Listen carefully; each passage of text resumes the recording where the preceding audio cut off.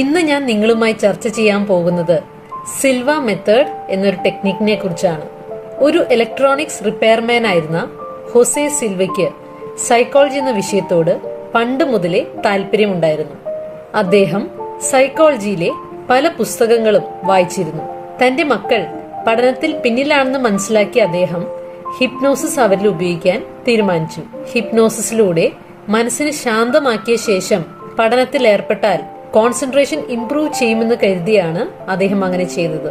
Hypnotic സ്റ്റേറ്റിൽ പഠിക്കുമ്പോൾ തന്റെ കുട്ടികൾക്ക് വളരെയധികം കാര്യങ്ങൾ പഠിക്കാൻ സാധിക്കുന്നുണ്ടെന്നും അതുപോലെ അവ ഓർമ്മയിൽ വെക്കാൻ സാധിക്കുന്നുണ്ടെന്നും അദ്ദേഹത്തിന് മനസ്സിലാക്കാൻ സാധിച്ചു. ഇതുകൂടാതെ ഒരിക്കൽ അദ്ദേഹത്തിന്റെ ഒരു മകളെ ഇത്തരത്തിൽ വളരെയധികം റിലാക്സ്ഡ് ആക്കിയ ശേഷം ഒരു പാഠഭാഗം വായിച്ചു കൊടുത്ത ശേഷം ചോദ്യങ്ങൾ ചോദിക്കാൻ തുടങ്ങിയ ഒരു സന്ദർഭം അദ്ദേഹം പങ്കുവെക്കുന്നുണ്ട്. ഓരോ ചോദ്യങ്ങളും ചോദിക്കാൻ തുടങ്ങുന്നതിന് മുൻപ് തന്നെ അതിന്റെ ഉത്തരങ്ങൾ മകൾ നൽകാൻ തുടങ്ങിയത് അദ്ദേഹത്തെ വളരെയധികം ആശ്ചര്യപ്പെടുത്തി. തന്റെ മകളുടെ ക്ലെയർ വോയൻസ് മനസ്സിലാക്കിയ അദ്ദേഹം അതിനെക്കുറിച്ച് ആഴത്തിൽ പഠിക്കാൻ തീരുമാനിച്ചു. അദ്ദേഹത്തിന്റെ കുട്ടികൾ പഠനത്തിൽ മെച്ചപ്പെടുന്നത് കാണാൻ തുടങ്ങിയപ്പോൾ അയലത്തുള്ള കുട്ടികളും തങ്ങളെ ട്രെയിൻ ചെയ്യണമെന്ന് ആവശ്യപ്പെട്ട് അദ്ദേഹത്തെ സമീപിച്ചു. അങ്ങനെ വർഷങ്ങളെടുത്ത് അദ്ദേഹം പഠിച്ച് റിഫൈൻ ചെയ്ത് കൊണ്ടുവന്ന അദ്ദേഹത്തിന്റെ മെന്റൽ ട്രെയിനിങ് പ്രോഗ്രാം അങ്ങനെ സിൽവ മെത്തേഡ് എന്ന പേരിൽ ഇന്നും പ്രാക്ടീസ് ചെയ്യപ്പെടുന്നു. പ്രധാനമായും 4 ബ്രെയിൻ വേവ് സ്റ്റേറ്റ്സ് ആണുള്ളത്: beta, alpha, theta and delta. Beta എന്നത് ഏറ്റവും അലേർട്ടായ സ്റ്റേറ്റ് ആണ്. നമ്മൾ ഉണർന്നിരിക്കുമ്പോൾ ചിലവഴിക്കുന്ന മിക്കവാറും സമയവും നമ്മൾ ചുറ്റുമുള്ള ലോകവുമായി നിരന്തരം ഇന്ററാക്ട് ചെയ്തുകൊണ്ടിരിക്കുന്നത് കൊണ്ട് ഈ ഒരു ബ്രെയിൻ വേവ് ഹൈ ഫ്രീക്വൻസി ഉള്ളതാണ്. ഇതിന് തൊട്ട് താഴെയുള്ള സ്റ്റേറ്റ് ആണ് ആൽഫ സ്റ്റേറ്റ്. ആൽഫ വേവ്സിന്റെ ഫ്രീക്വൻസി ബീറ്റ വേവ്സിനെ അപേക്ഷിച്ച് കുറവാണ്.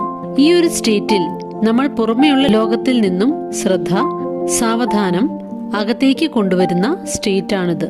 Theta and delta brain wave States കൂടുതൽ റിലാക്സ്ഡും അകത്തേക്ക് ഇന്റേണലി ഫോക്കസ്ഡുമായ സ്റ്റേറ്റ്സ് ആണ്. ഹോസെ സിൽവയുടെ അഭിപ്രായത്തിൽ ബീറ്റ സ്റ്റേറ്റിൽ ആർജിച്ചെടുക്കാൻ കഴിയാത്ത പല കഴിവുകളും ആൽഫ സ്റ്റേറ്റിൽ നമുക്ക് നേടിയെടുക്കാൻ സാധിക്കുന്നതാണ്. ആൽഫ സ്റ്റേറ്റ് വളരെ പവർഫുള്ളും അധികം ഉപയോഗപ്പെടുത്താത്തതുമായ ഒരു ടൂളാണ്. ഇതിനായി ആദ്യം നമ്മൾ മനസ്സിലാക്കേണ്ടത് നമ്മൾ എങ്ങനെ ഈ state, alpha brain wave state access ചെയ്യുമെന്നതാണ്. സിൽവയുടെ അഭിപ്രായത്തിൽ ആൽഫ സ്റ്റേറ്റിൽ തന്നെ ഷാലോ ആയ, ആഴം കുറഞ്ഞ ഒരു സബ് ലെവലും ഡീപ്പായ, ആഴം കൂടിയ ഒരു സബ് ലെവലും ഉണ്ട്. നമ്മൾ രാവിലെ ഉണരുമ്പോൾ നമ്മൾ ഈ ഷാലോ ആയ, ആഴം കുറഞ്ഞ ആൽഫ സ്റ്റേറ്റിലാണുള്ളത്. അതുകൊണ്ട് തന്നെ ഡീപ്പർ ആൽഫ സ്റ്റേറ്റിലേക്ക് എളുപ്പത്തിൽ കടക്കാൻ ഈ ഒരു സമയത്ത് നമുക്ക് സാധിക്കും. അതുകൊണ്ട് രാവിലെ ഉണരുമ്പോൾ കണ്ണുകൾ അടച്ചുകൊണ്ട് തന്നെ ഐ ലെവലിന് അല്പം മുകളിലോട്ട് തല ഉയർത്തിപ്പിടിക്കാം. അതിനുശേഷം 100 മുതൽ പിന്നിലോട്ട് 1 വരെ എണ്ണാം. ഇത് നമ്മെ ഡീപ്പർ ആൽഫ സ്റ്റേറ്റിലോട്ട് കൊണ്ടുവരുന്നതാണ്. ഇത് ദിവസവും 10 ദിവസത്തേക്ക് രാവിലെ പ്രാക്ടീസ് ചെയ്യുക. അതിനുശേഷം അടുത്ത 10 ദിവസം 50 മുതൽ പിന്നിലോട്ട് എണ്ണാം. അങ്ങനെ 10, 5 അങ്ങനെ കുറച്ചു കൊണ്ടുവരാം. പിന്നീട് 5 മുതൽ പിന്നിലോട്ട് എണ്ണി 1ലേക്ക് എത്തുമ്പോൾ തന്നെ നമ്മൾ ഡീപ്പ് ആൽഫ സ്റ്റേറ്റിലേക്ക് എത്താൻ തുടങ്ങുന്നതാണ്. അതിനുശേഷം ആൽഫ സ്റ്റേറ്റിൽ നിന്നും പുറത്തു വരാൻ 1 മുതൽ 5 വരെ എണ്ണി പുറത്തേക്ക് വരാം.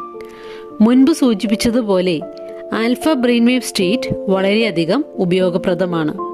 അത് നമ്മൾ ആഗ്രഹിക്കുന്ന കാര്യങ്ങൾ വിഷ്വലൈസ് ചെയ്ത് മാനിഫെസ്റ്റ് ചെയ്യുവാനും, പഠനം മെച്ചപ്പെടുത്തുവാനും, മെമ്മറി ഇംപ്രൂവ് ചെയ്യുവാനും, പ്രൊഡക്റ്റീവായ സ്വപ്നങ്ങൾ ഉണ്ടാകുവാനും, ശാരീരികാരോഗ്യവും മറ്റു ശാരീരിക പ്രശ്നങ്ങൾക്കും അതുപോലെ മറ്റുള്ളവരെ സഹായിക്കുവാനും വളരെയധികം ഉപയോഗപ്രദമാണ്. ആദ്യമായി ആൽഫ സ്റ്റേറ്റ് നമ്മൾ ആഗ്രഹിക്കുന്ന കാര്യങ്ങൾ മാനിഫെസ്റ്റ് ചെയ്യുന്നത് എങ്ങനെയെന്ന് നോക്കാം. നമ്മൾ ശ്രദ്ധിക്കേണ്ട ഒരു കാര്യം, നമ്മൾ ഏത് കാര്യമാണോ മാനിഫെസ്റ്റ് ചെയ്യാൻ ആഗ്രഹിക്കുന്നത് അത് നടക്കണമെന്ന തീവ്രമായ ആഗ്രഹം, അത് സാധ്യമാണ്, പോസിബിൾ ആണെന്നും അത് തീർച്ചയായും സംഭവിക്കുമെന്ന വിശ്വാസവും ഉണ്ടായിരിക്കണം എന്നുള്ളതുമാണ്. ഇനി മാനിഫെസ്റ്റ് ചെയ്യാനുള്ള സ്റ്റെപ്സിലോട്ട് കടക്കാം. ഇതിനായി ആദ്യം സ്റ്റെപ്പ് 1ൽ നേരത്തെ സൂചിപ്പിച്ച പോലെ ആൽഫ സ്റ്റേറ്റിലേക്ക് കടന്ന ശേഷം മുൻപിലൊരു TV സ്ക്രീൻ പോലെ ഇമാജിൻ ചെയ്യാം. അതിനുശേഷം നമ്മൾ ഏത് പ്രശ്നമാണ് അഡ്രസ് ചെയ്യാൻ ആഗ്രഹിക്കുന്നത് ആ ഒരു പ്രശ്നത്തെ ഈ സ്ക്രീനിൽ കൊണ്ടുവരാൻ ശ്രമിക്കാം. ഉദാഹരണമായി, നിങ്ങളൊരു പുതിയ വീട് വാങ്ങാൻ ആഗ്രഹിക്കുന്ന വ്യക്തിയാണെങ്കിൽ ചിലപ്പോൾ ഒരുപക്ഷെ നിങ്ങൾ ഉദ്ദേശിക്കുന്ന പ്രൈസിൽ അല്ലെങ്കിൽ മറ്റെന്തെങ്കിലും കാരണം കൊണ്ട് ഒരു വീട് ശരിയാകുന്നില്ലെങ്കിൽ ആ ഒരു സിറ്റുവേഷൻ ഈ സ്ക്രീനിൽ ഇമാജിൻ ചെയ്യാം. ചിലപ്പോൾ അതൊരു പക്ഷേ നിങ്ങൾ കണ്ടിട്ടുള്ള നിങ്ങൾക്ക് യോജിച്ചതായി തോന്നാത്ത വീടുകളോ ബഡ്ജറ്റിൽ ഒതുങ്ങാത്തവയോ ആകാം നിങ്ങൾ ഈ സ്ക്രീനിൽ കാണുന്നത്. സ്റ്റെപ്പ് 2-ൽ ഈ ഒരു ചിത്രത്തെ സ്ക്രീനിൽ നിന്നും വലതുവശത്തേക്ക് സ്ലൈഡ് ചെയ്തു മാറ്റാം. വലതുവശം എന്നത് പ്രധാനമാണ്. കാരണം ആൽഫ സ്റ്റേറ്റിൽ നമ്മുടെ തലച്ചോറ് വലതുവശത്തുള്ള കാര്യങ്ങളെ കഴിഞ്ഞു പോയവ പാസ്റ്റായി കാണുന്നുവെന്ന് സിൽവ പറയുന്നു.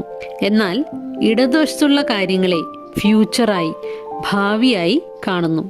അതുകൊണ്ട് നെഗറ്റീവായ കാര്യങ്ങളെ വലതുവശത്തേക്ക് മാറ്റുമ്പോൾ അവ കഴിഞ്ഞുപോയ കാര്യങ്ങളാണെന്ന് നമ്മുടെ തലച്ചോറിനോട് പറയുകയാണ് നമ്മൾ ചെയ്യുന്നത്.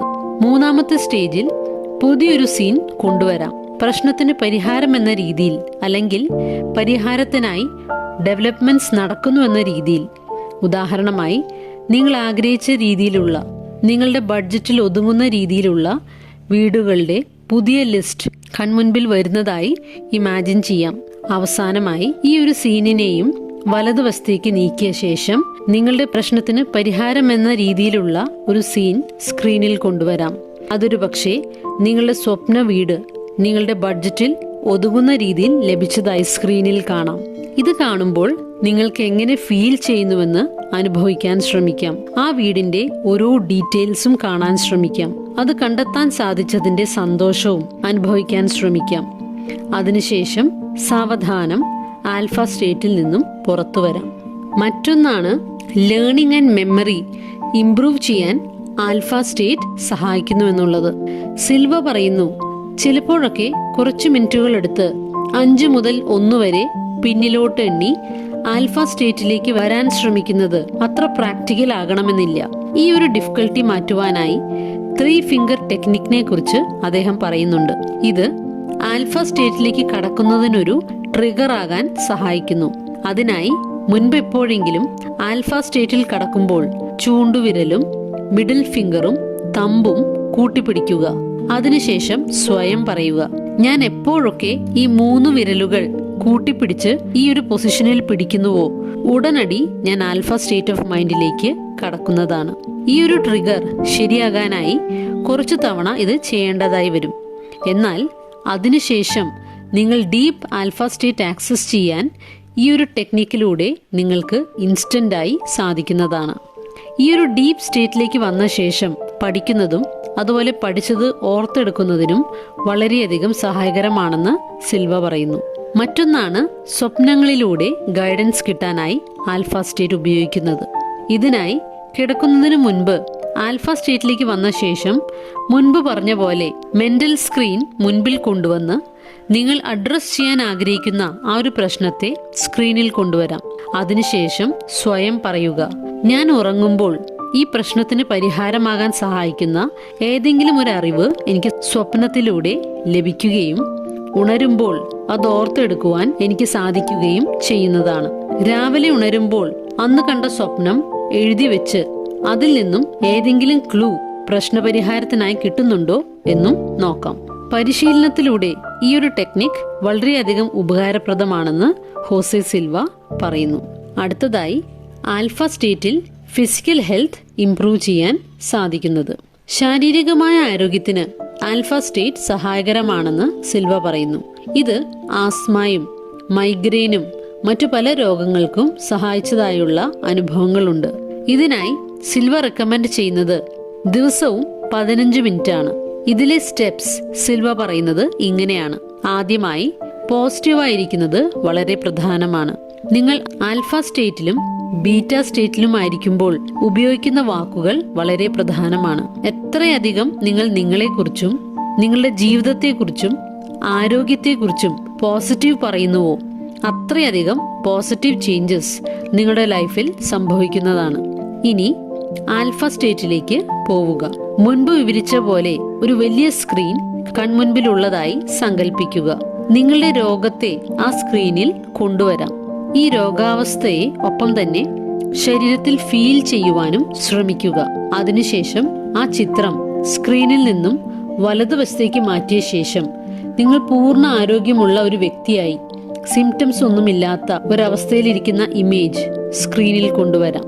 ഈ ഇമേജിനെ എത്ര റിയൽ ആക്കാൻ സാധിക്കും അത്ര റിയൽ ആക്കാൻ ശ്രമിക്കുക. ആരോഗ്യമുള്ള ഈ അവസ്ഥയെ ശരീരത്തിൽ ശരിക്കും അനുഭവിച്ചറിയാൻ, ഫീൽ ചെയ്യാൻ ശ്രമിക്കുക. ഇത് ദിവസവും 15 മിനിറ്റ് എടുത്ത് ചെയ്യുക. അവസാനമായി മറ്റുള്ളവരെ ഹീൽ ചെയ്യാൻ ആൽഫ സ്റ്റേറ്റിൽ സാധിക്കുന്നത്. സിൽവ പറയുന്നത് ആൽഫ സ്റ്റേറ്റിൽ കടക്കുന്നത് മറ്റുള്ളവരെ സുഖപ്പെടുത്തുവാനും സഹായകരമാണെന്നാണ്. അതിനായി മുൻപ് സൂചിപ്പിച്ച പോലെ ആൽഫ സ്റ്റേറ്റിൽ വന്ന ശേഷം കൺമുൻപിൽ ഒരു സ്ക്രീൻ കൊണ്ടുവരാം. അതിനുശേഷം രോഗമുള്ള ആ ഒരു വ്യക്തിയെയും അയാളുടെ അവസ്ഥയെയും റിയലായി കാണാൻ ശ്രമിക്കാം. അതിനുശേഷം ഈ ചിത്രം വലതുവശത്തേക്ക് നീക്കിയ ശേഷം പുതിയ സ്ക്രീനിൽ പൂർണ്ണമായി സുഖപ്പെട്ട, പൂർണ്ണ ആരോഗ്യത്തോടെ ഇരിക്കുന്ന ആ ഒരു വ്യക്തിയെ കാണാം. എത്ര റിയാലിറ്റിയെ കാണാൻ ഇതിനെ സാധിക്കുന്നുവോ അത്രയധികം റിയാലിറ്റിയിൽ കാണാൻ ഇതിനെ ശ്രമിക്കുക. അത് നടക്കണമെന്ന് ആഗ്രഹിക്കുക. അത് സാധ്യമാണെന്നും സംഭവിക്കുമെന്നും വിശ്വസിക്കുക. ഈ ഒരു വീഡിയോ നിങ്ങൾക്ക് എല്ലാവർക്കും വളരെയധികം ഉപയോഗപ്രദമായെന്ന് ഞാൻ വിശ്വസിക്കുന്നു. സിൽവ മെത്തേഡ് പ്രാക്ടീസ് ചെയ്തുകൊണ്ട് നമുക്കും നമ്മുടെ ജീവിതത്തിൽ സാധിക്കുന്ന പോലെ മാറ്റങ്ങൾ കൊണ്ടുവരാൻ ശ്രമിക്കാം.